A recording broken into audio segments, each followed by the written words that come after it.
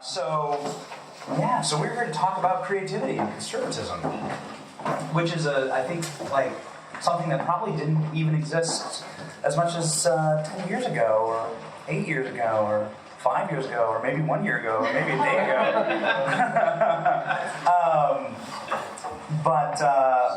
But the internet's all changing that, and we have some geniuses up here who are going to talk about it in probably a much finer fashion than I could.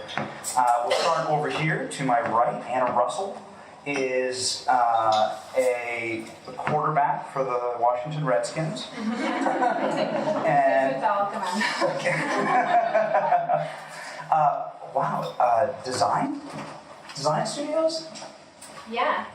That's awesome. Can you tell us about that? Oh, sure. I started a design company 2 years ago called TomBoy.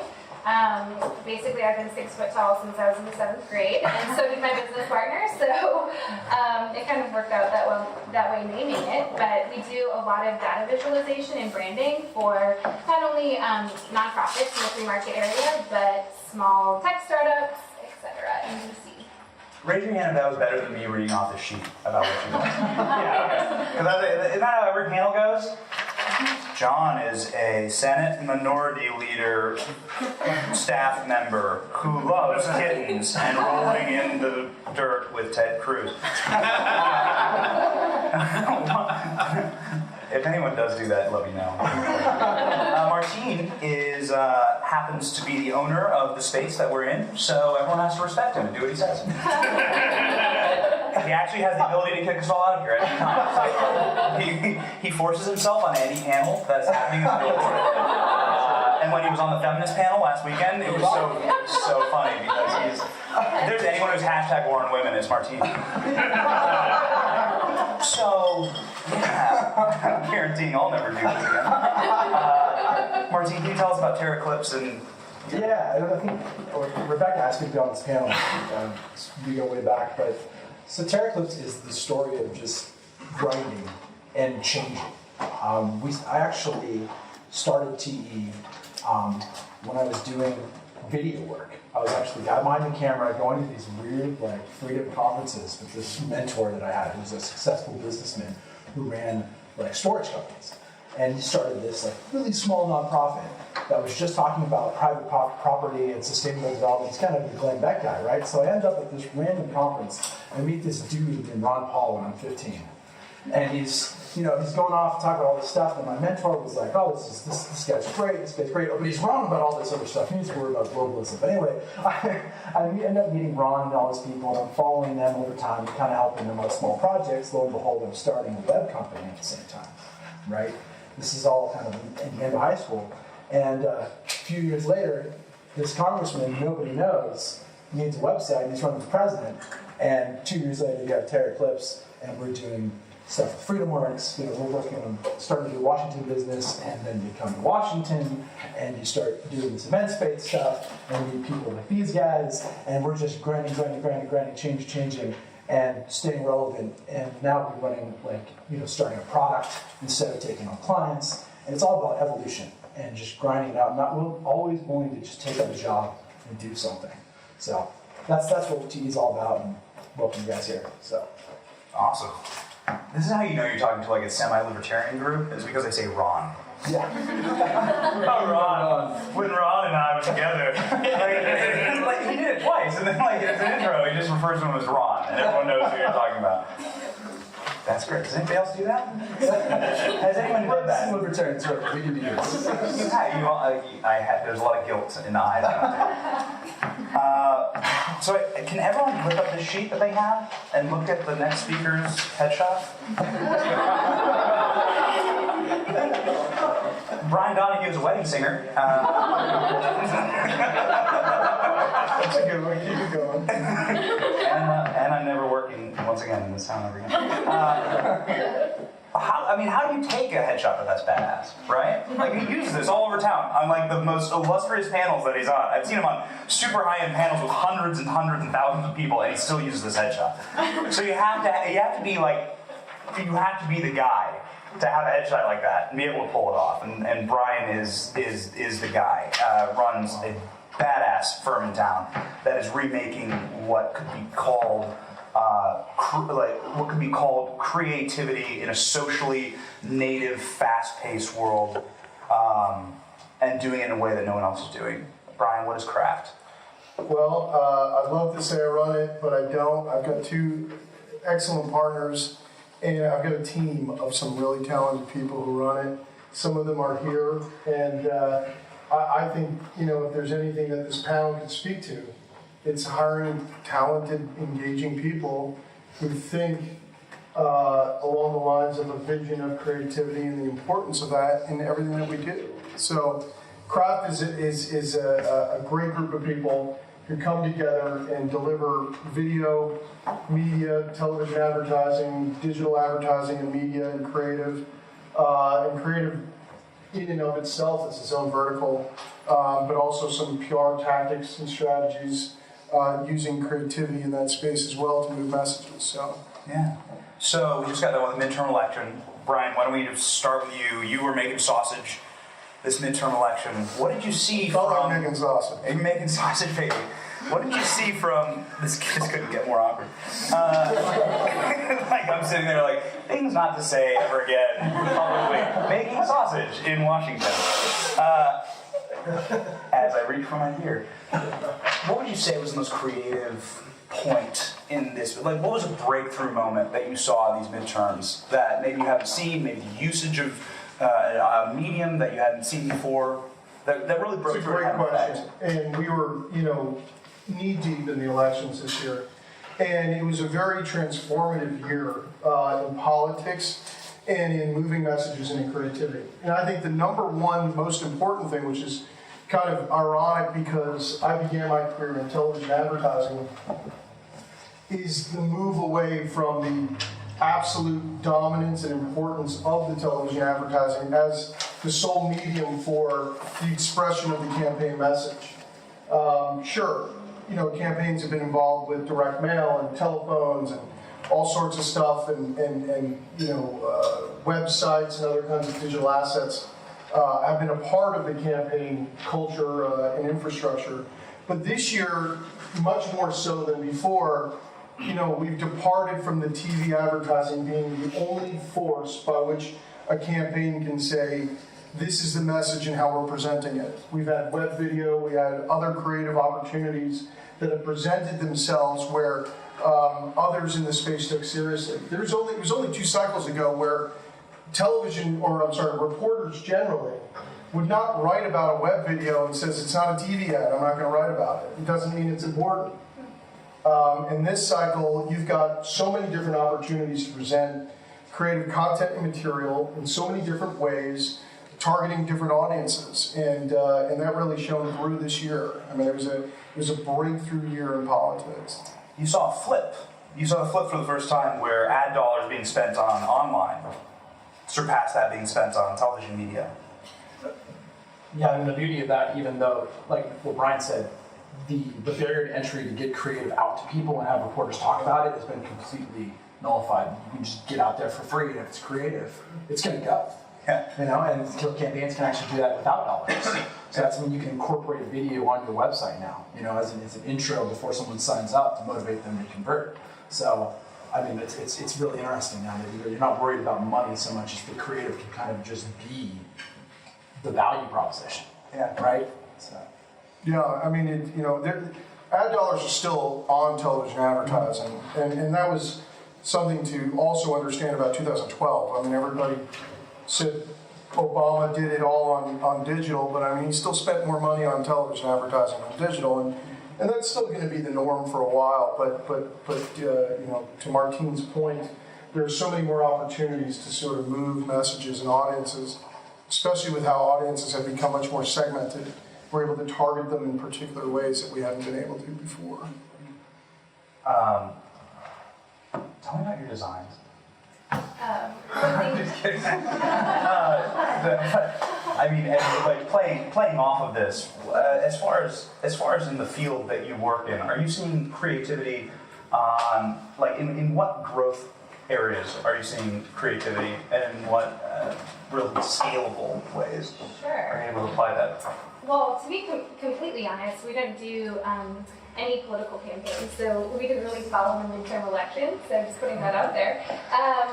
But in terms of seeing creativity, the way we use creativity, I think creativity can level the playing field, and it's kind of what you guys were talking about, that it's no longer an if statement, it's that you have to do that to be competitive, and I think it's no longer about how many dollars you have, but the strength of your message and how you're speaking to your audience. And I think that that's the case with any project, with any client that we have, whether it's an idea you're trying to sell or a product or a new startup, that you're speaking to your audience in their language. And I think that's where creativity can really come in, is that you become a translator of sorts, like we've got the policy wonks over here that want to talk in 30-page white papers, and the creatives are coming in and saying like, okay, what are the most important points in this, and how can we make it humorous or attractive or whatnot?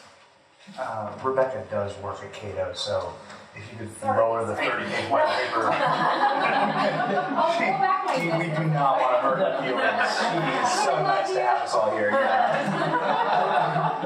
Keep writing. There's plenty more trees. There's so many trees. There's a beauty in that though that's happening right now, and that the old way of political campaigning was, the guy that could go buy all the TV spots up and then just push their stuff and push their stuff and push their stuff all day long was the guy who won, right? So you went to all these firms that had those types of budgets, that had those relationships with companies that could go get those spots. And so the money would go to all these big firms, right? Now we're going to see a shift where either the guys that can come up with that really, really crazy, awesome web video really consistently, that's going to have a good message, that's going to explode. The creative types are going to be the ones that those big firms are going to start seeking, that those campaigns are going to want. It's not always the old infrastructure of money and relationships as much. It's still that, certainly. That's never going to change, ever. And that's something that Silicon Valley doesn't understand. When they come to Washington, they think, oh yeah, we're going to come here and blow everything up. No, that's never going to happen. But there's a paradigm shift that's happening that's making the people who are really, really creative, who come up with pithy, quick, little ways of transmitting the message, and those are the people that are going to be sought after. So you can be weird, you can be creative, and you can do it. That's just, Benny is an example. This guy's really weird. So anyway, it's really I hope you'll all be attending my costume party afterward. Who knows Joni Ernst? Does anybody know that? You guys, okay, raise your hand if you know Joni Ernst. Can someone shout something they think about when they think about Joni Ernst? This is incredible, right? Did anybody get the ability to vote for Joni Ernst? Did anybody actually vote for Joni Ernst? Okay, so none of us are Iowans, or at least no one voted in this election. I'm an Iowan, but no one voted, right? Okay, but we all know that she cuts hogs' balls off. That's crazy. And by the way, when she sent you that video, when that video was not put on air, it was put on YouTube first. Am I wrong about that? It was initially uploaded to YouTube. It wasn't an ad buy. That's right. She was fifth, I believe, in the Iowa Senate race. She was 4 people in front of her in the Senate race. She was an utter unknown, small Iowa State senator from the most rural part of the state. And now, in a room in the middle of the nation's capital with very, very intelligent people, we can all say she cuts pigs' balls off. Collectively. Everyone here said pigs or castration with that. And that's crazy, right? That's really crazy. You know something so intimate about her, right? Isn't that strange? That we know that she likes that? But it seems like the norm now. Yeah. That was unheard of. I guess we never got past 6 years ago. Joke's on everyone else, though. Because, right, she's a United States Senator now. She's a United States Senator. And the first female combat veteran in the Senate, and the first female elected nationally from Iowa, and she broke all these glass ceilings. And I think that's just a unique flashpoint that is so fascinating that a candidate let you so intimately into their lives. And Brian is someone who does a lot of work with people and brands. What are you seeing in this space? How does that work? How much more intimate does an audience need to get? Well, there's 2 parts to that. That is, I think, so dominant and important, yet so undervalued, is that when people look back and they look at transformative politicians or those who've been successful, or they look back on their career, they think about those politicians usually through images. You think of President Bush, you think of like two probably distinct images, depending on where you land, or if you're sort of thinking about the president in two parts. I mean, one of them is standing on the rubble, 9/11 with the microphone, and the other is, looking out the window of Air Force One on Katrina in Louisiana. And if you think about Reagan, it was, the speech at the Berlin Wall. If you think about different politicians or different elected people or people in politics or people who've headed movements, you think of images because our life is in imagery. It's in moving pictures, or it's in some kind of emotional image that has grabbed our attention in some way or another. And so the ability to be able to touch upon that, to really speak to people in a visual, audible, sort of lively way, which is a reason why so many new publications online are successful, or are integrating pictures and imagery and video and those types of things. Because that's how we see life and that's how we interact in life. And she was able to sort of define that moment of being sort of everybody's angry and everybody would love to do the same thing, go to Washington and start cutting balls off. I mean, she defined that and she did it in a way that I think hit the tenor just right. And there's a right way of doing things and a wrong way. And I think she did it just right. I think if she kept going down that path, she probably would have veered into, territory that probably would have been sort of out of touch or away from it, but she captured that moment. And how do you capture that moment? It's when you touch people in an emotional way. Because it can also be used against you. I mean, you go on the internet and one of the world's places like Reddit, and one of the first two imageries that I think of, mission accomplished and the shoe being thrown out George Bush, right? Like, that, if she would have gone too far, it could have been used against her. So, Yeah, absolutely. What does everybody think of when I say Michael Dukakis? tank! Right? Yeah, with the goof, with the Snoopy helmet. Yeah. Yeah. And it can be used to Calvin Coolidge with the dress. The Willie Horton ad with the revolving door at jail. But dork in a tank, I think, is the way. Yeah, that's a meme. That's a meme. That was a meme before the internet. Dork, like Michael Dukakis in a tank. And the cup. What's that? And the cup. Say it again. The cup. The cup. He was a carrying member of Yep. the CMU. Oh, yes, of course.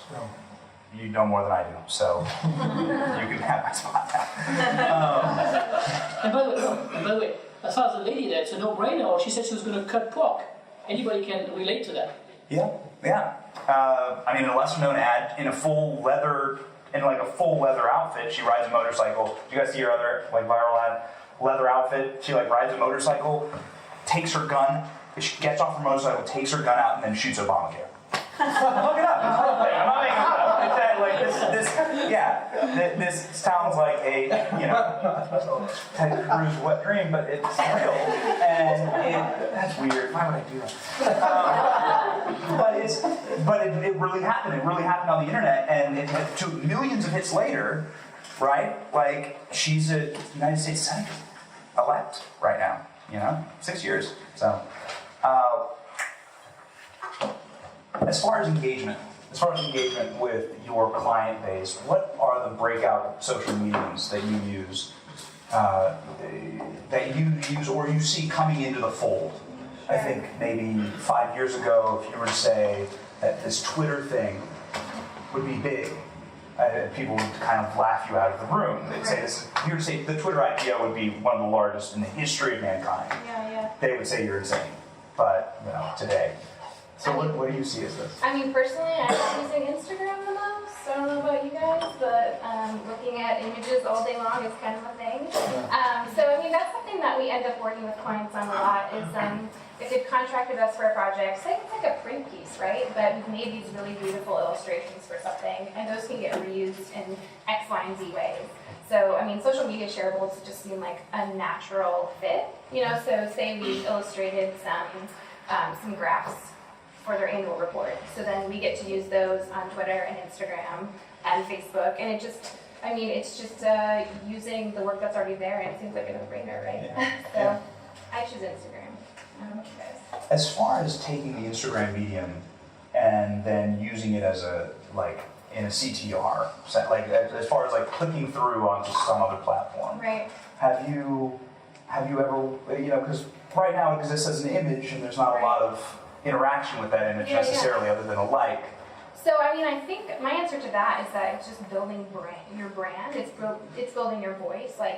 Image style is a lot of how you want, like you were talking about, the images that you think of when people think of your brand, So maybe it's not about a click-through, maybe it's not about an email sign-up, but it's speaking directly to your audience in a way that's not trying to sell them something. And I think that people really respond to that, whether it's a political campaign or a product. I agree completely. That kind of is the next step I think that campaigns and organizations need to start taking, is that they need to invest in that brand growth. And the engagement level is actually really easy on Instagram because you can't sell them anything. Yeah. So you can say, here's a picture of my crappy coffee.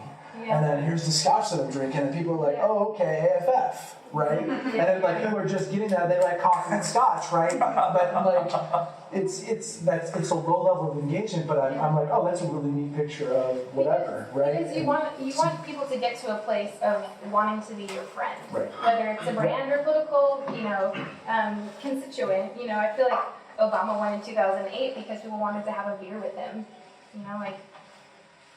People want to see the behind the scenes on things, and as much as you can show them, aside from just this really polished ad, I think they'll really respond well to that. Andrew's here from Heritage Foundation, and Heritage was one of the first, I believe, think tanks on Instagram, and just started posting photos of American flags and apple pies.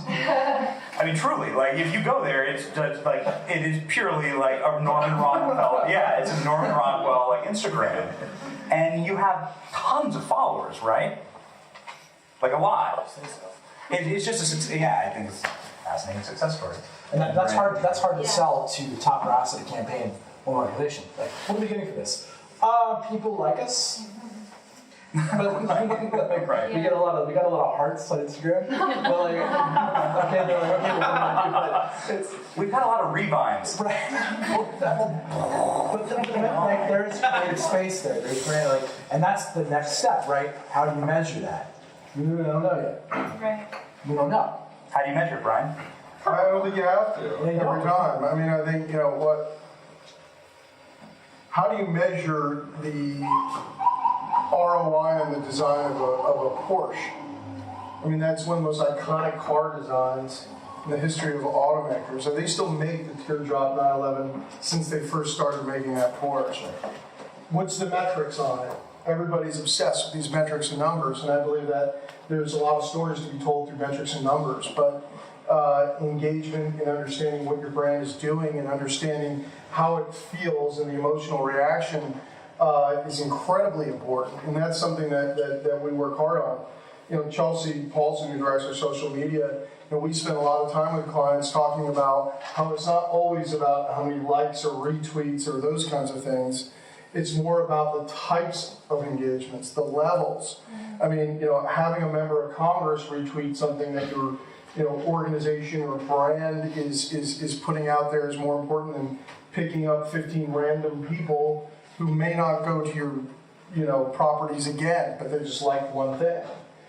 So we have to understand what exactly value is. And value truly is having an impact on people emotionally, but also having them understand who you are through the presentation of your material or content.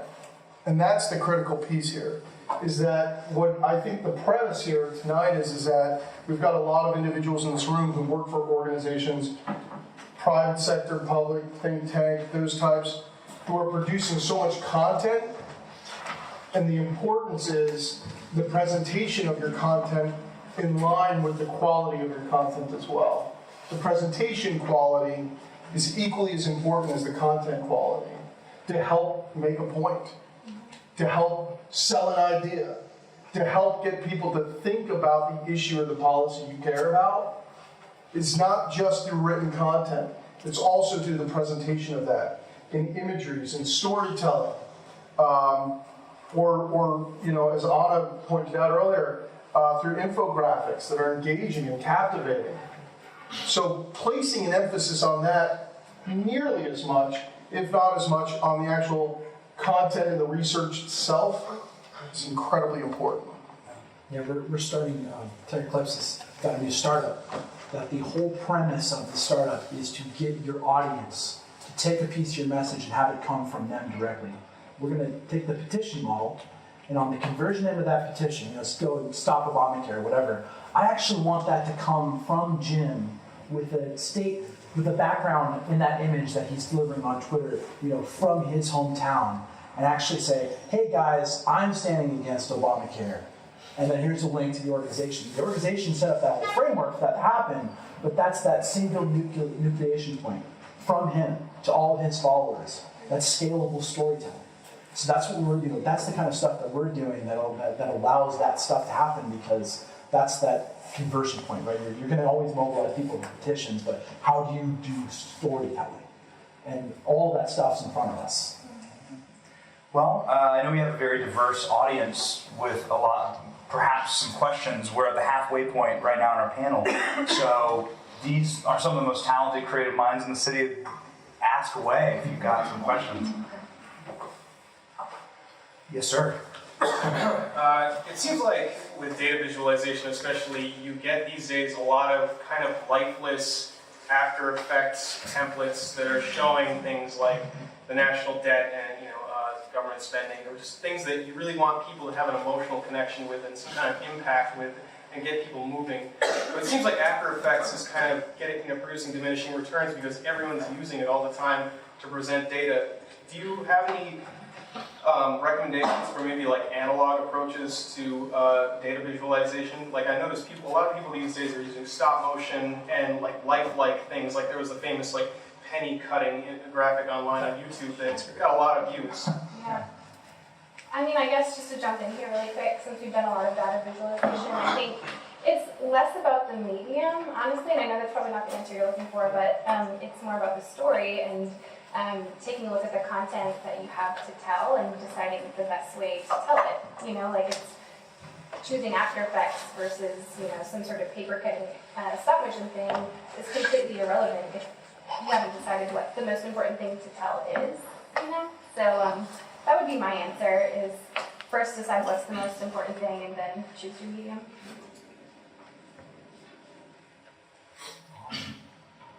Yes. When you have something that goes viral, something like you were talking about the castrated hawks, how do you build off of that? Because I feel like a lot of these, this creative new media stuff doesn't mean that you can't build it into a larger narrative. And I contrast Joni Ernst would say at Terra Land, who had that, in my mind, hilarious coffee cup ad, the War of Women thing, that didn't really go anywhere. So, what are some ways to keep the ball rolling and get stuff like that?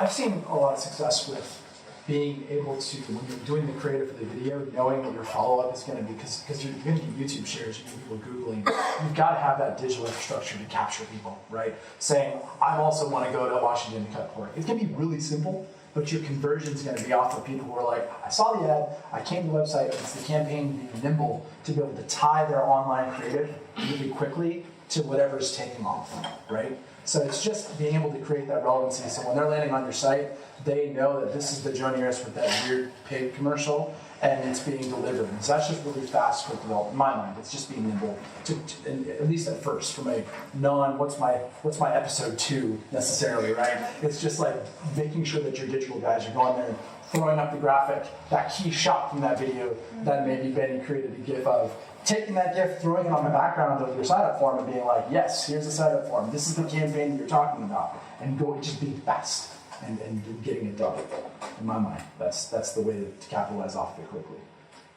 Pulling up an example for you. I'm sure Brian has something to add. And playing on social media too. Like going in there and engaging with people who think it's funny, just go play. Just engage with people. Thank you. Like, Or here's another funny GIF, haha, that level of ground game follow-up, that person-to-person interaction, start up those communications. Oh, the Santa campaign retweeted my funny GIF from their video that I posted. That's just grinding out people. That's like the retail politics online, really. That's what you got to go and do. And just, guys, hit that video. Why is this not on Instagram? Someone made something funny. Let's go. And don't kill it, but engage at least, and don't just go on to your next day, right? Be nimble. Yeah, I believe, there are two main points that I totally agree with. It's speed and being able to utilize the effect that you've gained and push that into other spaces and use it to your advantage. And the infrastructure, having infrastructure in place to be able to promote and to push out is so incredibly important. And it has to be on the front end. So having a team around you who knows how to put things out into ads, into social media, and into other spaces, then infrastructure is a great point. But point that I made, I guess last week on a panel is it good or is it bad? And I think that there is this sort of belief that it doesn't matter, it's kind of creative or it's different, let's put it out. And there's good art and bad art. I mean, there's good product and bad product. And you've got to have people on your team or that you work with who've got an eye for this, who understand exactly how this is going to be received, or test it out, whether you're testing it, kind of online through A/B testing, or you're testing among people kind of internally. But there's a difference. I mean, just because something is kind of funny to one person doesn't necessarily mean it's going to be effective. And I think that's the difference you've seen. I think those are good examples. One, shot to the moon. The other just didn't really go anywhere. The Michigan ad. And I think it's a difference between good and bad. And I think there's a distinctive difference, especially when you come to creativity and presentation of content. Who's the newest Oklahoma senator? Langford. Yeah, James Langford. Right. Cool guy. Do you guys know what he looks like? Kind of know something about him? A long time ago, me and a couple of friends made. We thought James Langford looked like Meeker from the Muppets. And we, it's really cheap, right? But we did a series called The Muppets of Congress. And we found congressmen who looked like Muppets. And we looked up online, it exists. It was a long time ago before any other place I worked. I was virtually unemployed at the time. And me and a couple of buddies got a bottle of Evan Williams, which is the only thing we could afford. And because we didn't have any money, we went through the Hill staff footbook of members of Congress, because that's how pathetic and bored we are in Washington. And we realized that members of Congress look like Muppets. And so we slapped this post together, 7 bourbons in, and put it up on the only thing we had access to, which is Culture Club, which was a nondescript, no-hit, 300 hits a month, blog site. That was the only thing we really had. And those 300 hits a month were from our mothers and from us, checking it to see if anyone ever clicked on it. In 2 days, the Muppets of Congress had crashed our servers 3 times. It had over 750,000 hits. It had been an Anderson Cooper. It had been a George Stephanopoulos covered it.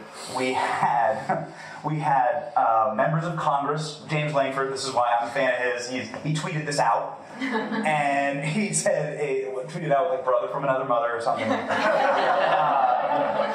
And that was really cool because, to your point, it showed engagement to our target audience, which was the members of Congress, or so we thought.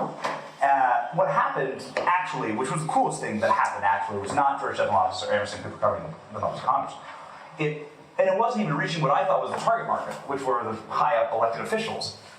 The magical thing that happened, and what proved to me something about the social medium, is that normal people, who all of us have a member of Congress, think about your member of Congress in your head right now, think about it. You could probably find a Muppet that looks like your member of Congress. No matter how weird or strange or whatever, the stranger the better, honestly. Whoever they are, you can find a Muppet that looks like them. And what we've realized is that people took our Culture Club Twitter handle, which had 20 followers, first off followed us in boatloads, and then started tweeting their own Muppets of Congress ads. Because they're like, you know what, like, Chuck Schumer looks like Gonzo. And they made Chuck Schumer Gonzo and tweet him at us, right? And this is a real thing. This really happened. I'm not taking credit for it. Mary Landry looks like Miss Piggy. And people put that together. I'm not saying it's real. I'm saying someone did that. And that's happened in history, and it exists online. I didn't do it. Okay? It just happened. All right? And a member of Congress Moran looks like Kermit and all these other things, right? It was this magical moment and we got lots of these things. You know, there are 535 Muppets of Congress. And the idea that people could take what we had made and ran with it, and took time out of their day and made them a little bit more creative. We gave them a foothold, you know, an idea to become creative and make something out of it. And they could take our idea and make it their own, you know, and run with it. And I didn't care if they tweeted at me or Closure Club or even knew who we were. Most of them don't, most of them still don't. It was the idea that the content served itself. You know, and people could take it and make it theirs. And that's kind of the point of social media, right? Like, to take the content and make it your own and share it. And that was like, I think, intrinsically, this has no value, right? Like, I didn't change anything with this. But when people like take it and take that idea and make it their own and share it widely, then it actually has impact. So the same way that Joni, you guys all know about pinballs with Joni, right? That idea, that single concept in that guy's mind, whoever came up with that commercial, Brian probably knows, Martine probably knows, I don't know. That concept spread so far and wide that you guys all know about it right now. You know, it's in your heads. You don't know Joni Ernst, you're not from Iowa, you didn't vote for her, but you know about pig castration. And that's really something. It's really special. Next question? Sorry for my rant. Soapbox on. Yes, ma'am. For a lot of the aspiring creatives in the room, something like Muppets of Congress would be a huge risky thing to pitch to their leadership team to do in their organization or their middle office. And I'm sure you all run into, talking with board think tanks on projects, pushing them a little on the creative side. What are pieces of advice you give on how to do that? Do your own thing. But constantly, I have a blog that I have, and a little video company, a web company, and it's just like, these things started as just me, and I would test stuff out. Yeah. That was him, 20 followers and some friends, and it exploded. And then some ideas branched off. If you're not doing your own thing that you're passionate about, then you're not really a creative. Yeah. Go and grind out your own stuff. I don't care if it's music, I play guitar. Like, if you're not really a creative unless you're bursting with stuff that you've got. I don't care what it is. If it's stop motion video, if it's drawing, if it's, poetry. That's like, it's anything. It doesn't even have to be artistic. I made that lamp in that corner over there. Like, it's just like, it's just weird. Like, I could just do stuff. And you'll find the thing that'll be relatable. Oh my God, all these guys are going to tweet at you like, I got fired making lamps in my office. Take your off time in the weekend. What have you done? I'm sure, right? You probably got some stuff in you. Like, it's just like that's it. You gotta be like going. Well, I probably think I'm actually more so like a majority of the people in the room, where I actually don't sit down and make the TV ads, and I don't sit down and actually design. I work with a team who does, and I think you're going to find probably a lot of people in the room in a similar position, where they probably could make that lamp. I don't think I could. But it doesn't diminish, what I agree about the process, that it is, you've got to really go at it with a furious passion. And you can ask my team in the office, like, when I get excited, I'm yelling, I'm screaming, I'm like, it's full bore. You've really got to put your heart and soul into it.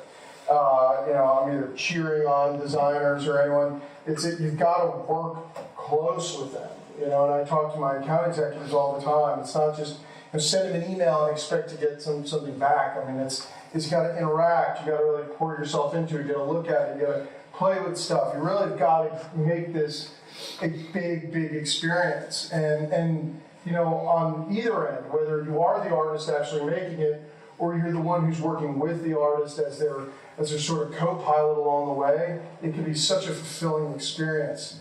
because you're making something together. And I don't believe that there's many opportunities in a contemporary workplace where you can do that. And so, you should find yourself working with artists and designers, and you should find yourself in a situation where you're just like kind of pouring your soul to them about what you want to see, what you want to feel, because they'll start getting stimulated. Creativity is a real catchy, passionate, fun process if you really get through it. And some of the best stuff we ever made at Craft or wherever I've been have been usually through some kind of exciting process. Yeah, bands need band managers. Like, they need to hear like what they're actually sounding like. And hey guys, like, you could do this. And they go, oh yeah, we could. And all of a sudden that's the sound, right? And then they need to be booked, but they just want to play, right? So that if you're in that mode, absolutely, you being able to bring artists together, right, that's a creative process. You can be passionate about that stuff. Yeah, and I honestly couldn't agree more about having side projects. I think your day job, and I mean, I started my own business and I love 98% of the seconds I spend there, but it's not going to cuddle you at night, Like, you have to have your hands. Depends what your business is. You have to have your hands on lots of things. And honestly, last weekend I rented out a venue and just made patterns all day with plywood and paint, just because. Why not? And then make a gift with it. Like, I think... Did you really? I did. Yeah, do you have the gift? I do. I'll show it to you on the Twitter. Okay, cool. Anyway. That's awesome. Anyway, so yeah, I think ultimately you can pick your clients as best as possible, but still you need to keep, like you guys were saying, like, keep that passion just in the side projects, because no one's telling you what to do. Yeah. Yes, sir. What are your best tips for building and maintaining a team of creative people? I've got the first guy that I started Terra Eclipse with. He's a genius programmer, and some would say he has Asperger's. He really doesn't deal with people very well, and so rare for a programmer.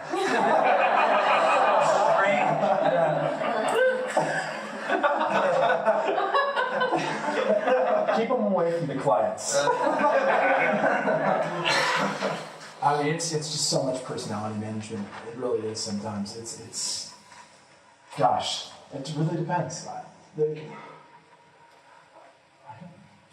Well, first is what are your needs? And Right. you have to understand the kind of content that you're putting out there. Is it something that you would benefit through video? Would you benefit through print or basic design or UX UI? I mean, it all depends. So you've really got to, I think, evaluate your design and creative needs. If you're talking about building a full shop, I mean, then you're going to pull from all different kinds of resources.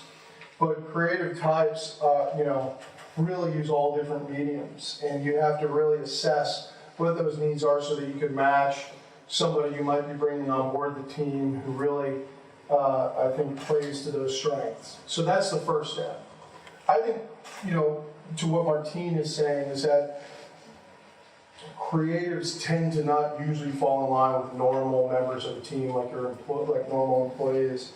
They're really working with their hands. They're working with visual mediums that are very different than what some of your average sort of workplace individuals are working with. And so they draw their energy from different places. And that becomes important. I've worked with creatives my entire career. And they require a different type of feedback circle than normal employees that I work with, people who come out of the political space or come out of the PR space or the ad space. Their feedback circle is very different for many of them. I shouldn't say for all of them. Some really want you to, like, email won't work. You have to walk over. You have to express yourself to them. You have to convey kind of emotionally what you think of their product or what you don't, because they're very passionate about it. So it does require you to consider, how you manage creatives and what kind of work you want from them, and having a conversation about which, and being observant for how they react to different types of feedback, different types of criticism, because I can assure you, 9 times out of 10, It's going to be a little bit different than other employees that you might have worked with if you haven't worked with some, real raw creators before. The way I would put it, after totally flubbing the first answer, was their incentives are completely different than yours. They all have a goal for what they're creating, and you have to change your goal if you want them to be happy, to take into account, hey, he wants to create this program that works this way, that uses the newest technology, and our client's on something that's 5 years old, and they're asking us to build this behemoth junky thing. I can't take that project on with this guy because he's going to sit there and go, why would I sit here and want to program on that language that's 5 years old? Why would I want to draw, or why would I want to use After Effects when we've got this new program? You've got to, as a manager, say, you know what, my institutional goals need to actually adapt to what my creatives want to do, and I'm going to go and push the boundaries to make them happy, but then also hit my goals as an organization, or take on a project for a client that's a certain type. It's not always about, it's not about the money at all time. So you have to kind of play this game where your goals are being met, your organization's goals are being met. They're making concessions, they work for you. They're going to do that, but you have to be careful that it's not about the bottom line. It's about, hey, this thing's got to be cool. Because he wants to do the cool thing. He wants to use that new software. Hey, Bill, if we found a use for that software, and it's your job to come up with how that use for that software, you ask him to explain, what does this thing do? Okay, all right, I understand that. They're not going to go and figure out the institutional goals. You've got to go and say, all right, that thing does this, this, this, this. Okay, I found that grant. Okay, Bill, I found a use for that thing. Let's do it. He's going to be so happy. And he's going to go long hours because he's mapped your organizational goal around his creative incentives. And that goes for programmers, designers, video editors. You're listening to them and being modular as a manager, not always just trying to do the thing you're always doing. I mean, I think ultimately in my experience when you're hiring a creative, whether it's in-house or hiring a freelancer, it comes down to trust, right? Like, I think you really need to do your homework, look at 1,000 portfolios and figure out the right designer or developer for your project, and then trust them to run with it. Give them the decision rights to go with it. If they think that cool new software is the best route to go, then go there. But don't just follow the first 5 Google results you found on DC Designer, right? And I'm not assuming that you would do that, but I think trust is huge. It makes awesome things happen when you give them the benefit of the doubt. Yes, sir. Thanks for having us. Fantastic forum. Howard Dean, Meg Whitman, Barack Obama, 2008. Two of those 3 races that were Democrat. They all pretty much constructed was the Go TV effort. So, would you guys give a survey of the shift and attention to mobile devices, phones, in the most recent election, and how they might protect for 2016? And before you answer that, who were the cats that were going to the Muppets? Who were the cats in the balcony? One is Chuck Grassley and one's Carl Levin. That's the same question.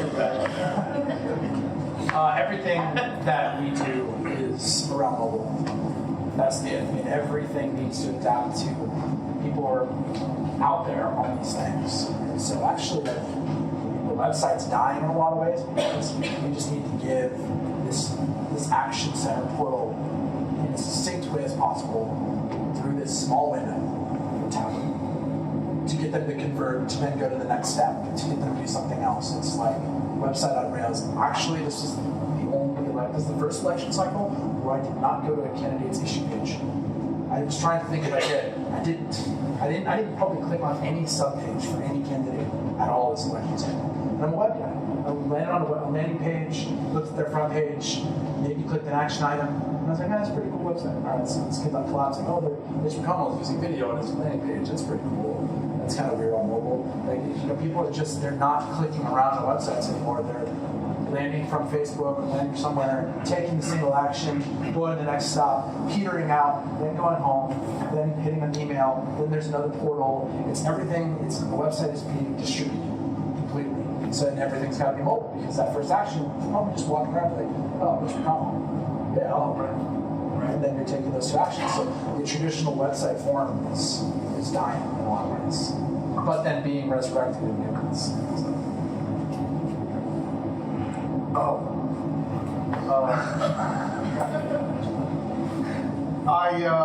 I don't know how to say this in any articulate way, but you have to consider mobile as one of the most important aspects to site development. In fact, Matthew, one of my two business partners who's here tonight, could recall, several weeks ago that we went through almost literally a fight with a client who said that they don't care if the site is responsive or not. And like, we almost like, we're like, I was at a point where I said to the client, like, we don't make non-responsive sites anymore. If somebody like told us not to, like, we're afraid of our reputation if somebody went to your site and wasn't responsive. And the importance of mobile is incredibly important because this is really the main piece that goes with everybody all the time. And they're getting so much content information from, and I'm touching my mobile device here, by the way.